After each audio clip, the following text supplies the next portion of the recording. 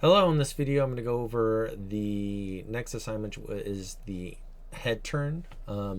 So the first thing I want you to do is to make your character. So either you can find a character that you want to recreate, make sure it's something simple because this is a lot of frames and you don't want to have to draw all that. So pick a simple character. What I have here is kind of complicated, but I wouldn't go any more than this. I would go less than this if you can.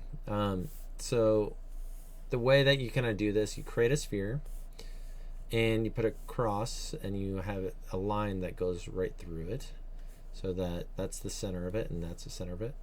Then you put a circle on here in the side. So this is a Luma's head, and the way that you it's a way to draw heads in a consistent manner.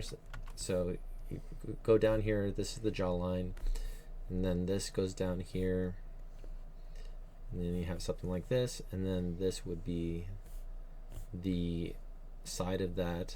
So you can do this something like this, and then like this, and then the eyes then would be on under this line, and the nose would be like right here. So it's a way to create a head, but you can also do a modified version for a stylized version of this. But basically you want simple three-dimensional shapes, and then you're putting elements on top of it. That way you can track where all these things are. I am going to just erase this piece just so it's out of the way. And what I did is made a layer. It's called character ref, and I'm just reducing that. And what you'll want to do is first create your first you'll create a cranium, so that's the ball, and there is 1, 2, 3, 4, 5 main keys that you need to do, and they are the first key, which is this. That's the first key. Then it's the anticipation. So they anticipate, they realize something has happened. Then the extreme, so the movement in between, that kind of goes down. And then the overshoot, so it goes past the position of your last position, and then it goes back. So that's the reaction. And in the assignment, I want you to have two different emotions. So I went from sad to happy. It can be any kind of emotion. Just make sure it's clear. But the steps here are, you would create, let's bring this down, a sphere. And then you move on to the next one, so that when it tilts up, and I'm using these lines to inform the animation, so that and that, so it goes back, and then the jaw then I added on, so that would be the first one, then the next one, and you see that it's dragging behind, and it's dragging behind on the extreme on the way there, and then it's overshooting, so that part is overshooting, and it's overlapping, so that's overlapping action, and then it settles. Then the next part is the eyes, the ears, the nose, all the little like pieces. And so then I put the eyes in, and the brows and all that kind of stuff. Then I move on to that one, and this one, this one, and this one. So basically you do this in steps. And then hair, that. Then the body, that. And there you go. So that's the first step. So this is a very common way of making your animation good. It's kind of, I've heard it called the secret sauce of making good animation. You have your first key and you have your first key, then there's an anticipation, so they're like a wind up, and then there's an extreme, then an overshoot, so it goes past your position, and then your last position, your settle. That last position is also called a settle, so, or can be used like that. So I'm going to go to File, and I'm going to show you the next step, breakdowns. So you should know, so the next step in pose to pose is the breakdowns. So I just made a yellowish background for there because it was getting a little too bright for me. Oops. Breakdowns. 1 second, while I find that file. Okay, so I found the right file here. So the next is the breakdown between each one of these. So I labeled these. You can just click that and put label. That kind of helps because when you get into more complicated animation, organization really helps with so many keys.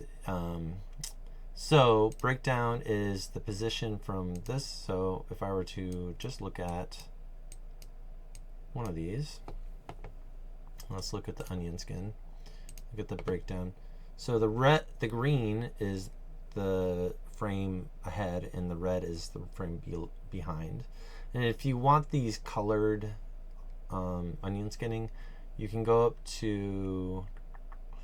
up here, and then go to here and change the color to red tint, and here's the opacity of that. So if you want more of a brighter kind of onion skinning, you can do that. So that's, you're putting basically the in-betweens. So that's the next step between the anticipation to the extreme. That's the breakdown. That's the breakdown. That's the breakdown. And I just go through each layer and do a breakdown. Okay. So the next step is the in-betweens. So let's look at that. And I'll turn this off. So the in-betweens are basically all the frames in between.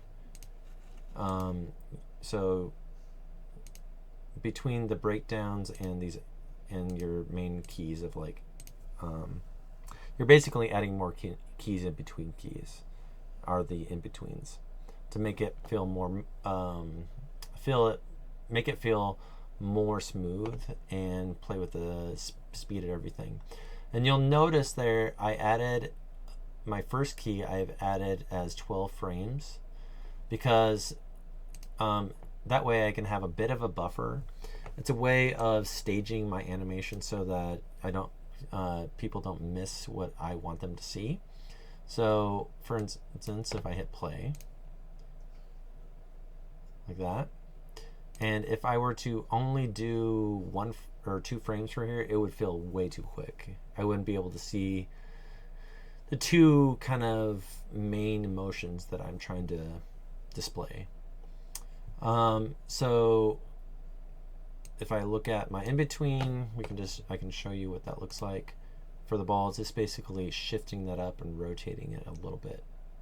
And a lot of this you can copy frames and then move them, or skew them a little bit. A lot of times for like this part, I would copy the frame before or the frame afterwards and paste it and then adjust it a bit. So you'll go through like this. Another thing I wanted to go over is the extreme. So I redrew the extreme so that I can teach you how to do smears. And this is an example of a smear where you really stretch out that frame so that you basically, it's a way to kind of cheat having a lot more frames than you actually do. So you can do a lot with smears, and if I hit play, you'll see it gives a kind of a different kind of look, a little snappier. And at the same time, then I add these frames as ones to make it a little snappier. So, yep. Then, and I also made these ones, the overshoot and coming back, as ones also, because that felt a bit slow. So I'm basically retiming it as I go and just adjusting as I go. So yeah, and then I added a frame here that is basically I found the color of my background and I painted out all my construction lines, but it's drawing over it. And I didn't have to be too, I mean, you can be very precise in here. I even like left all the holes that I painted over, just because you don't really see it anyway. But I mean, you kind of see it. So if you want to do that a little, you know, it just makes it a little bit better, but I didn't want to put in a ton of work to get rid of all that. But yeah. Once you're done, render it out and submit it. Thanks.